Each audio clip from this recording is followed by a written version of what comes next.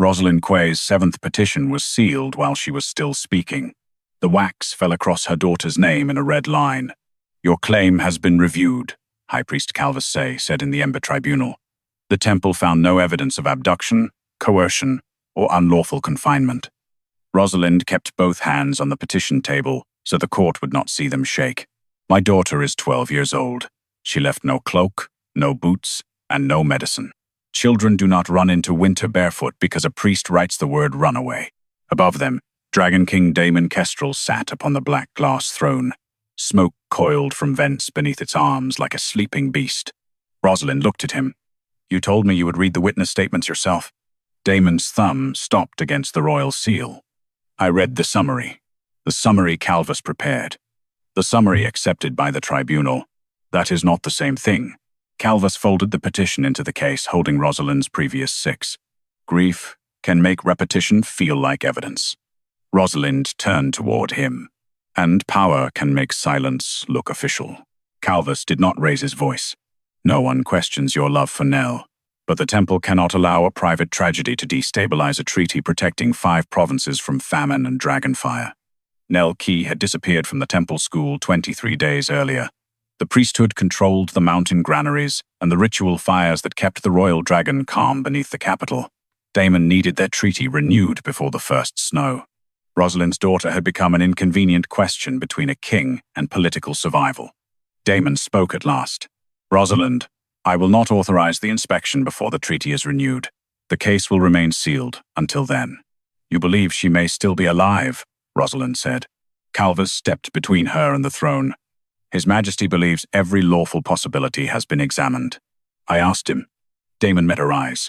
Before the crown taught him to measure tenderness by political cost, he had known how Nell took honey in her tea.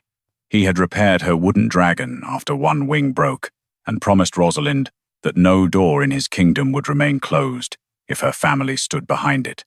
Now he withheld the answer she could see in his face. "I cannot break the alliance on suspicion. You are not being asked to break it on suspicion. You are being asked to search beneath the temple." Calvus answered smoothly. "The lower sanctums contain consecrated dragon channels. An armed search would violate priestly sovereignty and risk waking what the throne is sworn to contain. The treaty permits an unarmed child. Welfare inspection of the school levels above those channels," Rosalind said. 2 neutral healers, 1 crown recorder, and no soldiers." Calvus looked toward Damon. "Only after the king records probable cause." Rosalind kept her eyes on the throne. "My 7 petitions asked him to read the witnesses and decide whether probable cause existed." Damon said nothing. "My daughter told me she heard something under the school floor," Rosalind continued. "She stopped sleeping 3 weeks before she vanished. Then her sleeplessness may reflect fear or illness," Calvus said. "It does not establish a hidden chamber beneath the school." Damon rose. The smoke behind the throne stirred. "That is enough." Rosalind waited for him to correct the dismissal. He did not. Instead, he descended 1 step and held out his hand for the sealed case. "Place the petition under royal closure. No further public appeal will be heard until the treaty is signed." Calvus gave him the case. Damon pressed the royal seal into the wax covering Nell's name. He had not called Rosalind irrational. He had allowed the judgment to stand, because challenging it would cost him more than her grief did. She stepped away from the table. When Nell was small, she believed dragons remembered every promise spoken near flame. Damon's face tightened. "Rosalind, I told her kings did too." The ceremonial bells sounded. Priests entered with the treaty brazier. Calvus guided the delegates toward the throne, while guards moved Rosalind to the outer witness ring. She did not resist. For 23 days, every raised question had been entered as another sign of instability. The treaty parchment was unrolled across the emberstone altar. Calvus lifted the royal seal. "By throne, temple, and sacred fire, let the old alliance be renewed." Damon placed his palm over the parchment. Black smoke climbed from the throne in 4 narrow streams, the oracle's customary acceptance of a lawful royal vow. The first stream touched Damon's seal and recoiled. A priest inhaled sharply. The second crossed the treaty parchment, divided around Calvus's hand, and moved toward the outer witness ring. It did not circle Rosalind. It entered the sealed case, holding her 7 petitions. "Do not touch it," Calvus ordered. No one moved. Black smoke sank into the red wax Damon had pressed across Nell's name. The royal closure split from edge to edge. The seventh petition opened beneath it. Its attached witness statement lay exposed, the statement Damon had promised to read himself. Across the top, the school recorder had written, "A child's voice heard beneath the eastern classroom after Nell Quay disappeared." Every brazier in the Ember Tribunal went out. The Throne Smoke Oracle had not answered Rosalind. It had refused a treaty vow made over evidence the king had sealed unread. The oracle had not declared Nell alive. It had declared Damon's closure unfit to support a lawful treaty vow. The Ember Tribunal remained dark after the braziers died. Black smoke rested inside the opened petition case, no longer moving or answering. Calvus Say recovered first. "A refused seal suspends the ceremony," he said. "It does not validate every claim contained in the petition." Rosalind reached for the exposed witness statement. A tribunal clerk moved to stop her. Damon lifted one hand. "Let her read it." She did not thank him. The statement had been filed 17 days earlier by Elspeth Bran, recorder at the Temple School. Elspeth had reported hearing a child's voice beneath the eastern classroom after the students left for evening prayer. The summary Damon had read described only unverified sounds within an old heating channel. Rosalind looked toward Calvus. "You reduced a child's voice to pipes. I reduced an uncertain report to what the recorder could prove." She knew Nell. She did not identify the speaker. Damon descended from the treaty altar. "Unseal the other petitions." Calvus turned to him. "The oracle rejected this closure.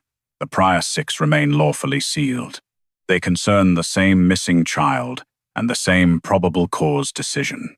Opening them during treaty proceedings risks treating ritual refusal as judicial command." "The oracle issued no command," Damon said. "I am issuing one." He placed the royal seal on the table without using it. All 7 petitions are reopened under tribunal witness. Clerks cut through the wax Damon had allowed to harden over 23 days. The first petition listed what Nell had left behind: cloak, boots, and medicine. The second placed her near the eastern stair with a temple novice.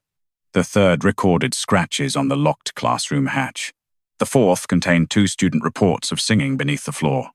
The fifth requested the unarmed inspection. The sixth asked Damon to question Elspeth Bran directly. He read that line twice. The margin carried Rosalind's request that Elspeth be questioned before any runaway classification was entered. No royal response appeared beside it. Rosalind said, "You had her name. I had a summary stating the recorder heard structural noise. You had my request to speak with her." "Yes." "And you chose not to." "Yes." The admission changed nothing in Rosalind's hands. Nell had still spent 23 nights beyond her reach. Calvus approached the table. "Omitted detail does not establish deliberate concealment. Temple schools stand over ancient channels. Sound travels unpredictably through stone. Then an inspection can determine whether the sound came from an occupied passage," Rosalind said. "The witnesses remain unexamined." Damon turned to the tribunal recorder. "Enter probable cause." Calvus's expression tightened slightly. "On what basis?" 3 independent sound reports, property inconsistent with voluntary flight, testimony placing Nell near the eastern stair, and material omitted from the Crown's summary. The witnesses remain unexamined. That is why probable cause authorizes inspection rather than conviction. The finding was entered. The treaty ceremony could not resume while the missing child inquiry remained unresolved. For the first time since Nell vanished, the runaway file became an active missing child inquiry. Damon faced Rosalind. "The treaty permits 2 neutral healers, 1 crown recorder, and 1 temple guide. No soldiers, no entry below the school foundations." "I nominate the healers," Rosalind said. "The temple must approve anyone entering consecrated property," Calvus replied. "The treaty requires neutrality, not temple obedience." Damon turned to the tribunal recorder. "Rosalind names 2 candidates.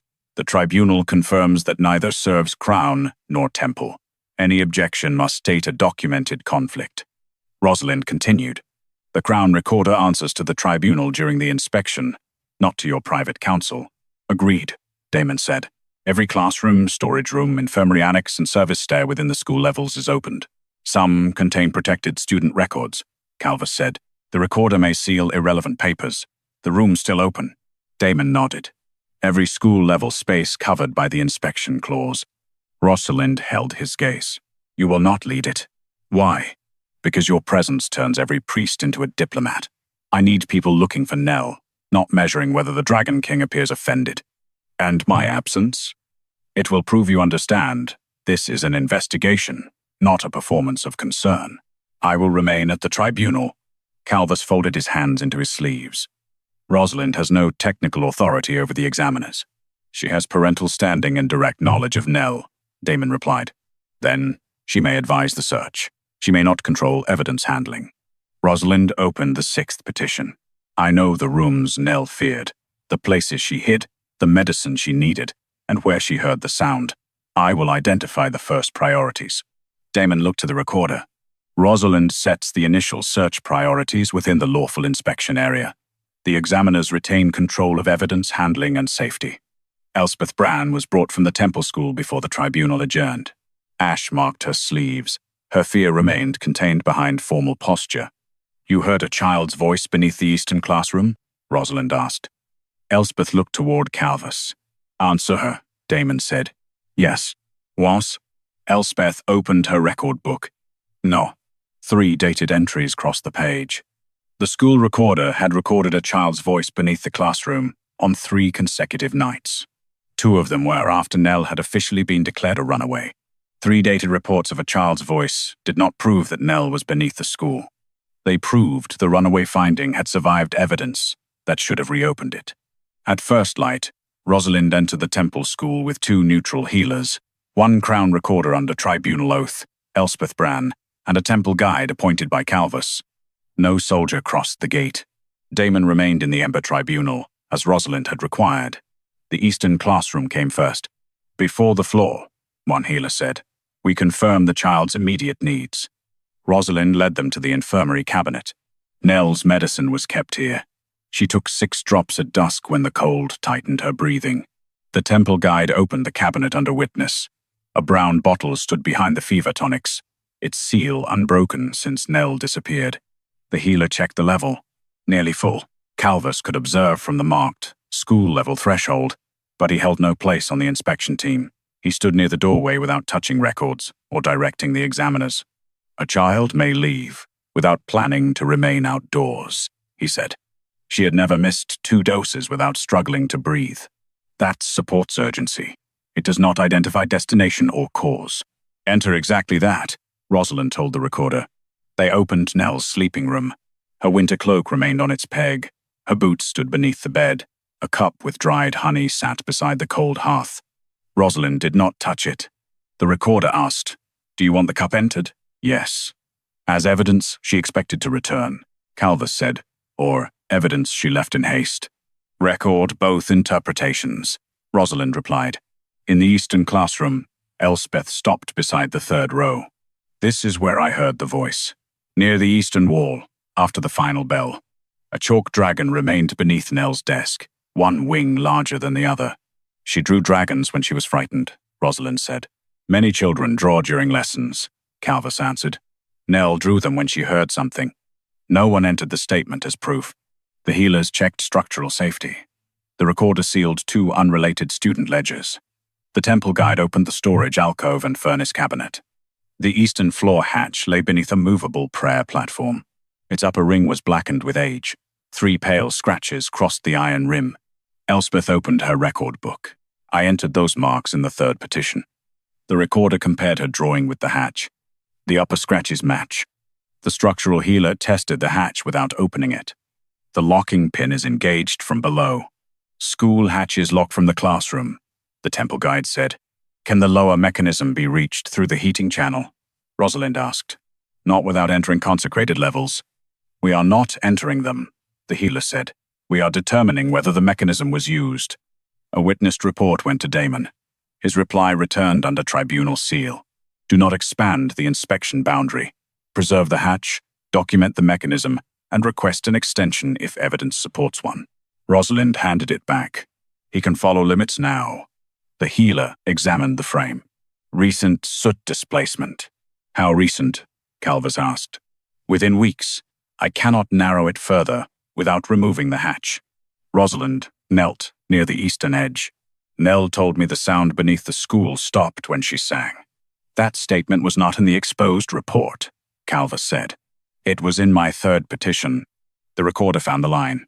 Child reports low distress sounds beneath eastern classroom, says humming quiets them. A second report reached the tribunal. Damon requested a narrow extension to inspect the hatch mechanism, not the passage below. The tribunal granted it under probable cause. The healers lifted the platform. The recorder marked every hand that touched the iron. The temple guide produced the registered school key. It entered the keyway but did not turn. This key no longer matches the mechanism, he said. Is the key listed for this hatch? Rosalind asked. The recorder checked the school register. Yes. The structural healer examined the outer plate. 2 mounting scars do not align with the older ironware. Meaning? Rosalind asked. The internal mechanism has been removed or reset since this plate was first installed. I cannot determine when or by whom. The recorder searched the maintenance entries. No replacement or repair is recorded. Then record an unlisted alteration before assigning motive, Calvus said. The tribunal extension allowed visual inspection of the latch only. The mirror could not pass beyond the hatch frame or survey the consecrated passage. The structural healer inserted a narrow mirror through the air gap. She turned it once and became still. What do you see? Rosalind asked. Fresh scoring around the lower latch. The upper rim carried the older scratches recorded in Rosalind's petition. The freshest scoring circled the latch beneath the classroom. Whatever had last worked, the hatch had done so from below. The marks beneath the hatch justified a deeper inspection. They did not yet justify entry into the consecrated channels. Rosalind returned to the Ember Tribunal with a neutral healer's report before the eastern classroom reopened for lessons. The altered mechanism, the absence of any entry in the school maintenance register, the recent soot disturbance, and the fresh scoring beneath the latch were entered separately. Calvus Say read the findings without disputing them. Recent use does not establish unlawful confinement, he said. The hatch may serve temple maintenance below the school. Then the temple should possess a lawful record of that use, Rosalind replied. The lower channels predate the school. The altered lock does not. Damon remained below the black glass throne while the tribunal reviewed Rosalind's request. He had not resumed the treaty ceremony. I am requesting access only to the first service landing beneath the eastern classroom, she said. No dragon sanctum, ritual chamber, or consecrated channel. Calvus looked toward the judges. If a landing remains beneath the hatch, it may connect to the old heat routes. Opening it without a current structural plan could send air into dormant dragon vents. One neutral healer nodded. That risk is plausible. Rosalind did not argue past the evidence. What would make the inspection safe? A verified structural map, airflow controls, fire suppression, and a withdrawal route, the healer said. We also need confirmation that the first landing does not open directly into an active channel. Damon turned to the temple archivist. Produce the current school plan. Temple construction plans include protected sanctum geometry, Calvus said. The tribunal needs only the Eastern School Foundation and first service level, Damon replied. Even partial plans may reveal sacred access routes. Rosalind looked at him. You used sacred secrecy to deny that any route existed. Now you are using it to prevent us from learning whether one does. I am preventing a missing child inquiry from becoming unrestricted temple exposure. The senior judge ordered a limited submission. Every passage beyond the first service level could be covered, but the school foundation, hatch connection, airflow route, and emergency exit had to remain visible. The plan arrived under priestly seal. The eastern classroom sat above a solid foundation wall. No landing appeared beneath the hatch. The structural healer examined the drawing twice. If this plan is accurate, the lower latch opens against stone. Rosalind said, then why does the hatch have a lower mechanism? The plan may reflect later reinforcement, Calvus said. Is that reinforcement recorded? Damon asked. The temple archivist searched the accompanying revision index. No structural change is listed for the eastern classroom. Rosalind placed Elspeth's drawing beside the plan. The hatch existed when she recorded the upper scratches. The hatch may have been retained after the route was closed, Calvus said. With a recently worked lower latch and an altered internal mechanism, the tribunal accepted neither explanation as proved. Damon ordered the current plan held under witness and requested the preceding construction record. Calvus objected. The earlier record may include consecrated levels outside the petition scope. Then, redact them under tribunal supervision, Damon said.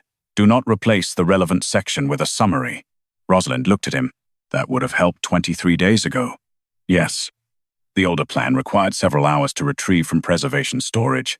While they waited, the neutral healers prepared a possible first landing protocol. They required fire screens, an air testing lamp, a withdrawal line, and one examiner limited to the landing. Rosalind could remain at the hatch but could not descend before structural clearance. I accept that for the first inspection, she said. A temple guide must identify any sacred mechanism encountered below, Calvus added. The guide may identify it, the healer replied. The tribunal examiner decides whether it is touched. Damon approved the distinction. Rosalind turned toward him. You are not authorizing entry yet. No. I am authorizing preparation so evidence can support or refuse it. You delayed when delay favored the treaty. I know. And now? Any delay must be entered against the inquiry. The answer repaired nothing. It did place the next decision outside his convenience. While the older plan was retrieved, the tribunal examined the Central Temple Safeguards ledger. One entry concerned the Eastern Classroom hatch. Internal mechanism reset under Structural Preservation Authority. The date was 9 days before Nell disappeared. Rosalind asked, why does the school register contain no corresponding entry? The archivist checked both ledgers. No transfer notation was made. No personal authorizer was named. The authorization field listed only an office title, Temple Safeguards. Who held the authorization seal that day? Rosalind asked. The archivist checked the custody page. The seal was released to the High Priest's administrative chamber. Calvus did not move. My chamber processes safeguards requests. That does not establish that I reviewed this one. Damon asked. Is there a signed work order? No signed order is attached. No surviving line identified who had performed the work. The finding connected the work to an office with access to Calvus's chamber. It did not identify who authorized the reset or why. At last, the older construction record arrived. The tribunal recorder opened only the Eastern Foundation section. The current temple plan showed solid stone beneath the Eastern classroom. The older construction record showed a nursery passage. The older plan proved that a passage had once existed beneath the classroom. It did not prove the passage had survived the wall shown on the current map. The tribunal placed both plans side by side beneath the evidence lamps. The older construction record showed a narrow nursery passage running east from the classroom hatch. The current plan replaced that route with solid foundation stone but listed no date, builder, or closure order. Rosalind leaned over the table. When was this revision entered? The temple archivist examined the lower corner. The current drawing was certified 11 years ago. Was the passage closed then? The certification states that obsolete child service routes were removed from active plans. That describes the paper, Rosalind said. I asked what happened to the passage. Calvus answered from the opposite side of the tribunal table. Old plans often retain routes that were abandoned, filled, or incorporated into later foundations. Removal from an active map does not require that every stone be separately described. The structural healer looked between the drawings. It does require a work record if a passage beneath an occupied schoolroom was physically filled. Damon remained below the black glass throne. Is there one? The archivist searched the revision packet. No closure order is attached. Calvus folded his hands. The original work may predate the current indexing system. The hatch mechanism was reset 9 days before Nell disappeared, Rosalind said. That work does not predate anything. The tribunal ordered the unsigned Temple Safeguards packet opened. Inside were 3 documents: a request to inspect the eastern hatch, a release for the Safeguards seal, and a completion notice stating that the mechanism had been secured for structural preservation. No individual had signed the request. The completion notice carried only the rotating Safeguards work mark. Rosalind asked, does secured mean locked from above or below? The structural healer read the wording twice. It does not say. Does it say the passage was filled? No. Does it say the hatch was permanently closed? No. Calvus looked toward the recorder. Then enter that the language is incomplete, not that it proves concealment. The recorder did so. The seal release page identified the administrative clerk who had transferred the Safeguards seal to the High Priest's chamber. A young records clerk was brought before the tribunal under witness oath. Damon asked. To whom did you physically deliver it? The chamber receiving desk. Which officer accepted it? The desk used an office receipt mark. No person? No, Your Majesty. Rosalind spoke before Damon could continue. Did the request arrive with a work order? The clerk shook his head. Only a safeguards file number. Who gave you the file number? It came through the High Priest's administrative queue, Calvus said. Hundreds of temple requests pass through that queue. The clerk cannot identify who entered one file from a number alone. That is correct, the clerk said. Rosalind looked at the unfinished work packet. Did you see the seal returned? Yes, before the next morning bell. Was the packet complete then? I checked for the seal and completion mark. I did not inspect structural details. The testimony established custody through Calvus's administrative chamber. It did not identify who requested the alteration, received the seal, or performed the work. The neutral healers then presented the airflow assessment. A testing tube inserted through the hatch gap had drawn a faint current from below. The air carried old ash and dry stone, but no active dragon heat. One safe observation is possible, the structural healer said. One examiner may descend to the first landing with a withdrawal line. No door or secondary barrier may be opened. Calvus raised a legal objection. The current plan shows no landing. Authorizing descent assumes the older passage remains structurally sound. The examiner will test each step before taking weight, the healer replied.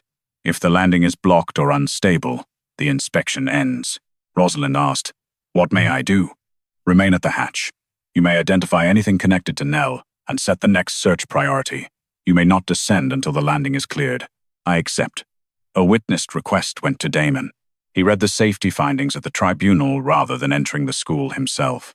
His answer returned under royal and tribunal seals. Authorized visual inspection of the first landing only. No expansion into the nursery passage. Preserve every structural finding before requesting further access. Rosalind read the order in the eastern classroom. He is still staying away, Elspeth said quietly. He was asked to.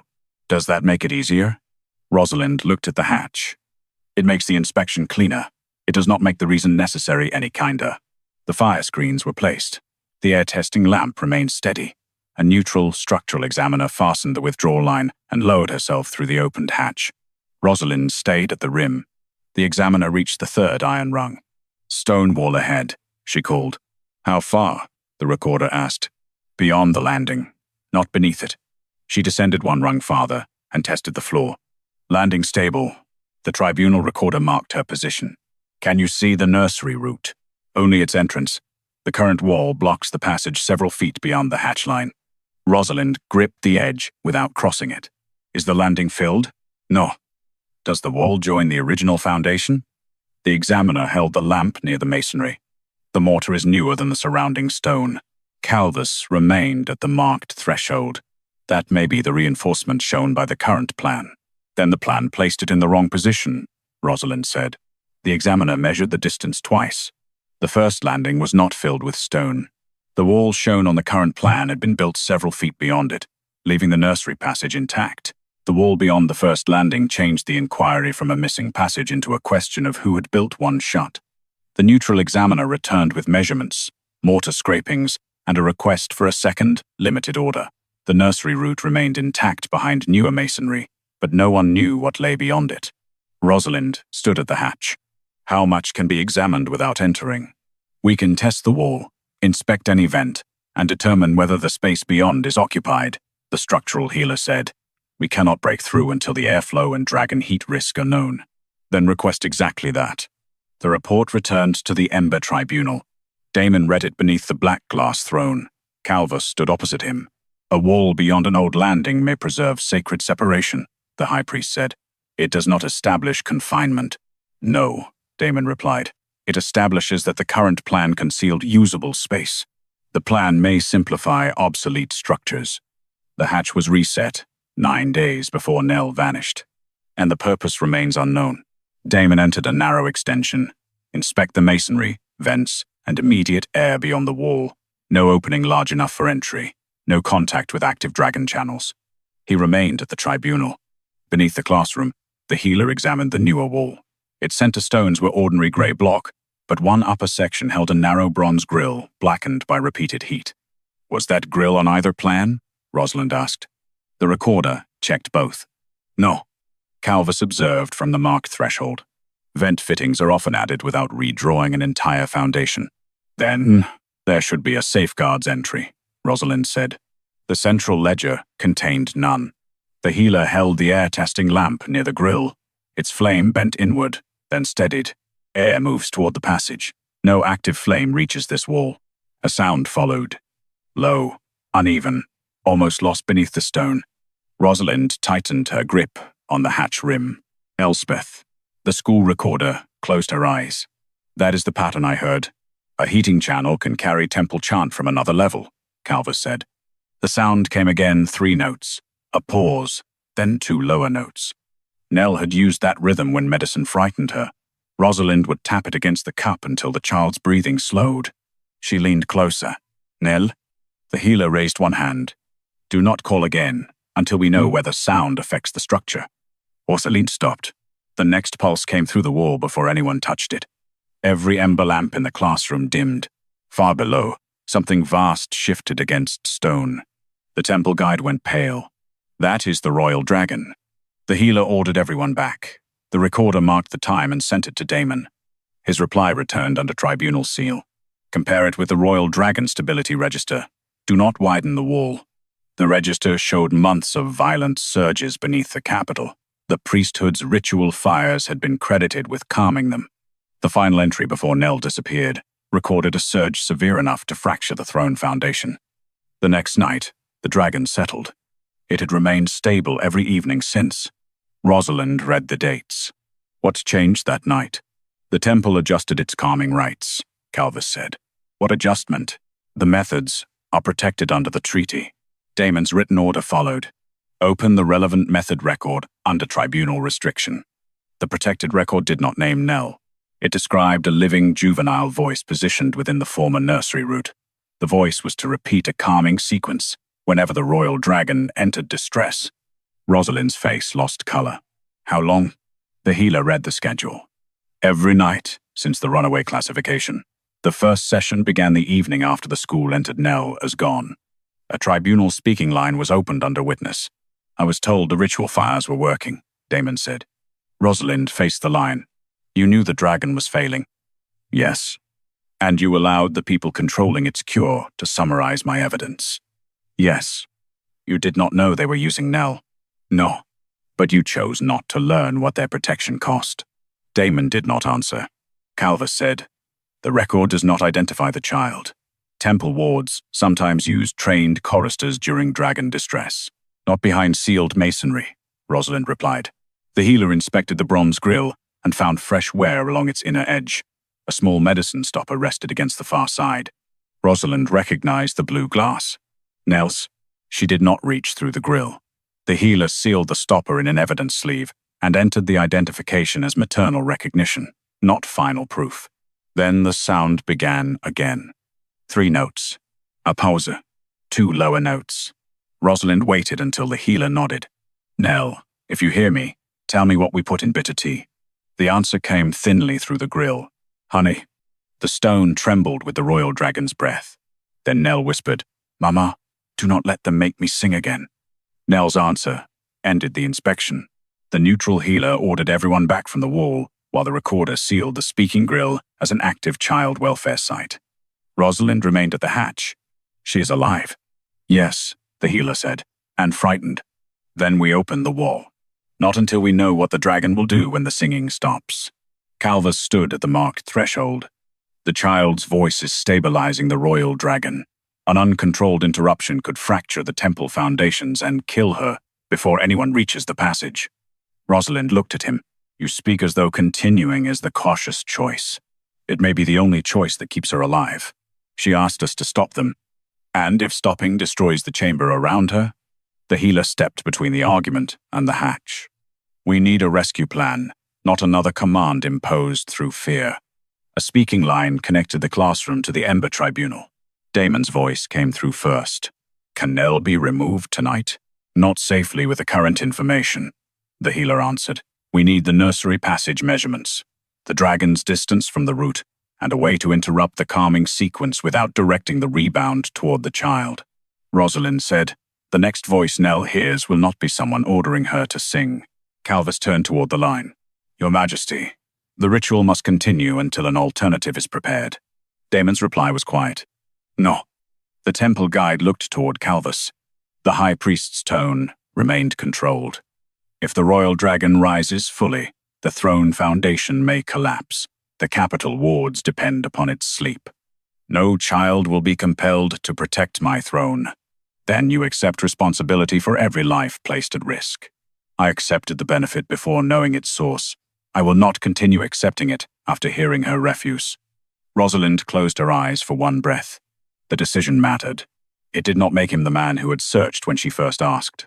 The healer opened the grill, only enough for the sealed speaking channel. Nell, can you hear me? A pause followed. Yes. My name is Maraven. I am an independent healer. No one will order you to sing again. We need to know whether you are injured. My throat hurts. Can you breathe? When the smoke is quiet, Rosalind leaned close, but waited until the healer nodded. Nell, I am here. Mama. The word nearly undid her. She placed both palms against the classroom floor. I am not leaving you. Is the king there? No. He stayed where I told him to stay. Silence. Passed through the channel. Then Nell asked, Did he read your letters? Rosalind looked toward the speaking line connecting them to Damon. He is reading them now. Damon did not interrupt. The healer continued the medical questions. Nell had received water, thin broth, and occasional medicine through a service slot. She could not see the royal dragon, but she heard its thoughts as pressure behind her eyes. When it gets angry, the priests tell me what to sing, she whispered. If I stop, the floor gets hot. Do you know how many people enter the passage? The recorder asked. 2 voices, sometimes 3. Do you know their names? No. Calvus said. Temple attendants often rotate through lower rites. Rosalind faced him. Then the rotation record will be produced. If it exists within a consecrated schedule, access requires tribunal authority. Damon spoke through the line. Submit the request. Do not bypass the process. Rosalind looked toward the black mouth of the hatch. You still believe procedure can be trusted? No, Damon said. I believe every step must survive Calvus's appeal after Nell is out. That answer stopped her from rejecting the process outright. It did not make her trust him. The independent healer ended contact before Nell's voice weakened further. No singing followed. Within minutes, the ember lamps trembled. A deep impact traveled through the school floor. The royal dragon had noticed the silence. The tribunal ordered the temple's non-living calming measures activated. Furnace bells, resonance stones, and vented incense that required no human voice. Calvus objected. Those methods failed before. Then they will fail without using Nell, Damon said. Rosalind requested a rescue council composed of the 2 neutral healers, a structural examiner, Elspeth, the tribunal recorder, and 1 temple engineer with no connection to the lower rites. I will choose the candidates for the independent positions, she said. The tribunal verifies conflicts. Calvus does not appoint them. Agreed, Damon answered. And you do not lead the rescue. I will remain at the tribunal. You will release every dragon stability record they request. Yes. You will not send soldiers unless the rescue team asks. Yes, Calvus said. The mother cannot command temple access. Rosalind turned toward him. I am not commanding your temple. I am choosing who reaches my child. The senior judge granted her authority to set rescue priorities while the examiners retained structural and medical control. Rosalind left the classroom only after another healer took her place at the speaking channel. Damon waited in the Ember Tribunal when she returned. He stepped toward her, then stopped, before touching her. You heard her, Rosalind said. Yes. She asked whether you read my petitions. I deserved the question. That does not answer it. No, I did not read them until the oracle broke my closure. Rosalind held his gaze. Repair the kingdom if you can. Do not mistake that for repairing what you abandoned between us. I will not. Another impact shook the tribunal. A crack opened along the base of the black glass throne.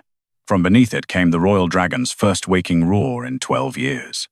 The first waking roar split the treaty brazier down the center. Ash rolled across the Ember Tribunal. The black glass throne groaned as another crack opened beneath its base. Calvus Say turned toward Damon. Restore the calming sequence before the foundation fails. No.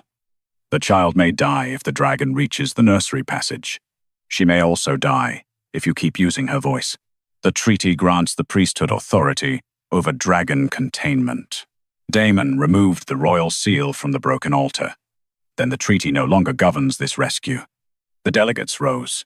Mountain granaries, winter shrines, and ritual fires beneath 5 provinces depended upon priestly cooperation.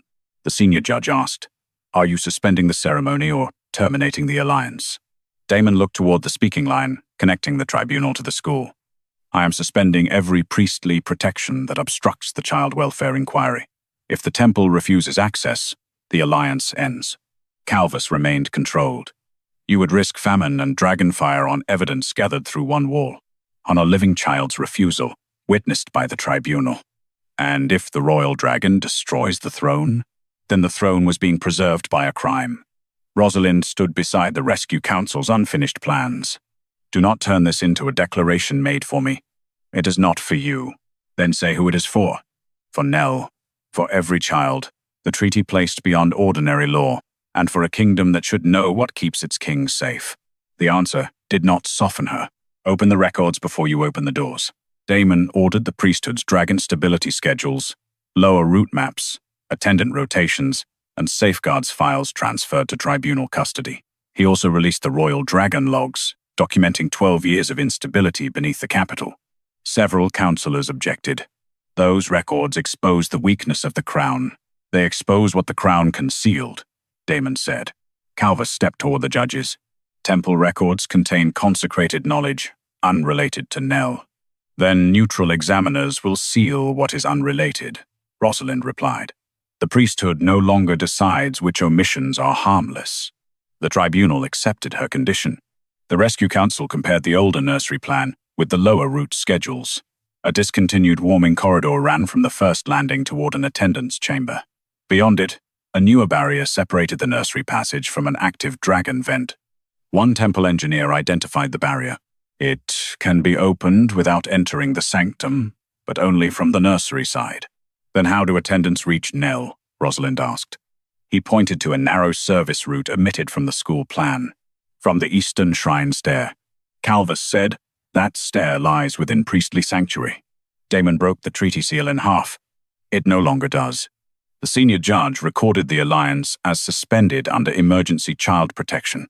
Sanctuary remained intact elsewhere, but the eastern shrine, stair, nursery route, and records connected to Nell passed under tribunal authority. Damon surrendered command of the operation in writing. The structural examiner would control safety. The independent healer would control Nell's removal. Rosalind would set rescue priorities and choose verified personnel. Damon would remain at the tribunal unless the team requested royal dragon intervention. Calvus read the order. "You have removed yourself from the only action that might preserve your throne. I remove the throne from the decision of who reaches her first."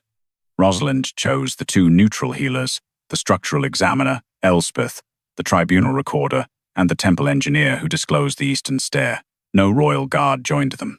Damon asked, "Do you want a dragon warden outside the sanctuary boundary?" "Only if the examiner requests one. And if the dragon breaches before you reach Nell, then you keep it here." His eyes moved toward the cracked throne. "That may require me to take the full bond strain. Do not offer suffering as proof of love. I am offering containment. Then contain it." Damon accepted iron dragon bands from the royal wardens. They were fixed around his forearms and linked to the throne channels so the waking dragon's force would answer through him rather than through the nursery route. He did not ask Rosalind to watch. She did anyway. For one moment, she remembered the man who had sat on her kitchen floor, repairing Nell's wooden dragon, patient with a broken wing he could have ordered someone else to mend. Then the throne shook. Tenderness had never been the same as courage. The rescue council completed the route plan. Rosalind signed beneath the examiner's safety conditions. "When do we enter?" Elspeth asked. Rosalind looked toward the eastern shrine stair, marked on the recovered plan. "Now." Calvus stepped into the aisle. "The passage remains temple property." Rosalind folded the rescue order. "My daughter is not." She led the team from the tribunal without waiting for Damon's permission. Behind them, the dragon struck the foundations again. The iron bands around Damon's arms began to glow. The Eastern Shrine stair opened only after the tribunal recorder broke 3 sanctuary seals under witness. Rosalind entered behind the structural examiner, who tested each step.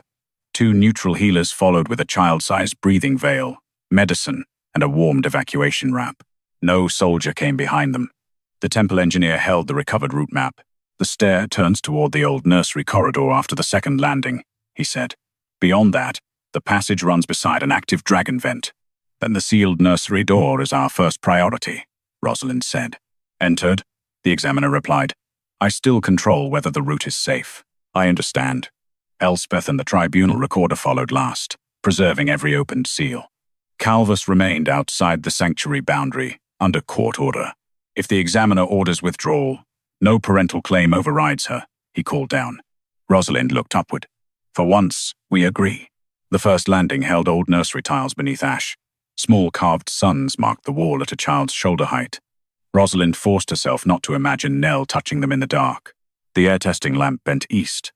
Heat ahead, the examiner said. Stable for now. A dull impact moved through the stone.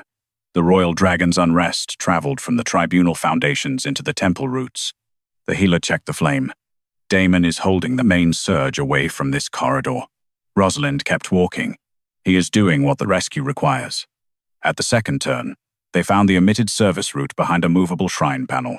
Fresh oil remained on the hinge. Recent maintenance, the recorder said. Then the record can explain it later, Rosalind replied.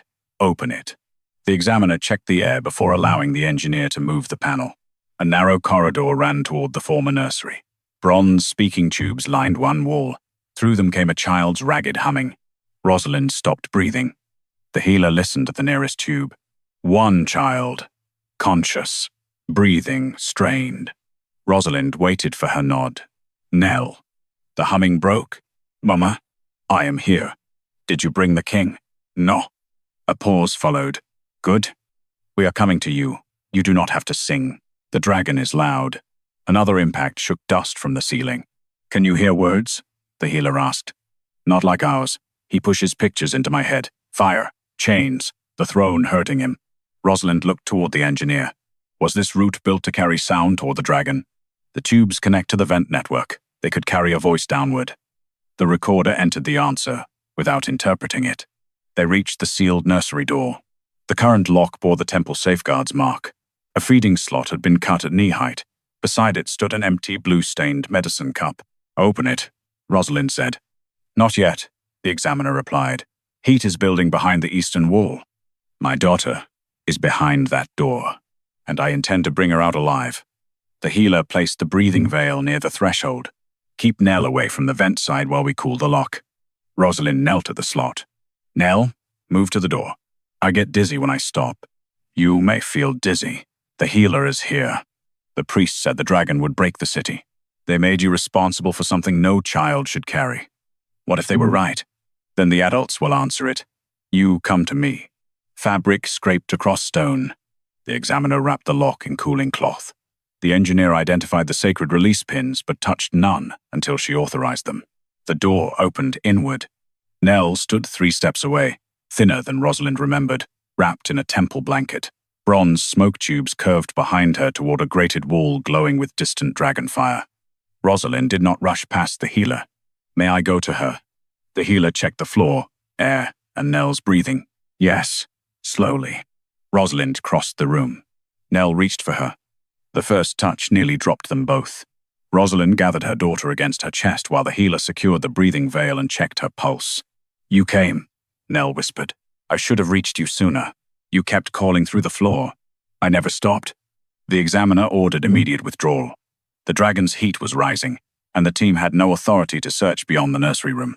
Before they left, the recorder sealed a stack of ritual schedules beside Nell's cot. Each listed the nightly calming sequence. Each carried the high priest's review mark. Rosalind lifted Nell in the warmed evacuation wrap. No priest gave permission. No king led the way. She carried her daughter up the eastern shrine stair herself. At the sanctuary threshold, Calvus looked at the living child in her arms. Nell opened her eyes. That is the man who told them my mother had stopped looking for me. Rosalind returned to the Ember Tribunal, carrying the child the temple had classified as a runaway. Nell rested against her shoulder beneath the healer's warming cloak. Her breathing remained shallow, and soot darkened the edge of her hair. No one asked Rosalind to surrender here. The neutral healer walked beside them and addressed the judges. Nell Quay may remain for identification of the site and records. She is not medically fit for extended questioning. Calvasay stood beneath the priesthood banners. The child has spent weeks beside an active dragon channel. Fear, heat, and repeated ritual sound may have altered her memory. Rosalind stopped before the witness table, then questioned the records first. The tribunal recorder placed the recovered ritual schedules beside the unsigned safeguards packet.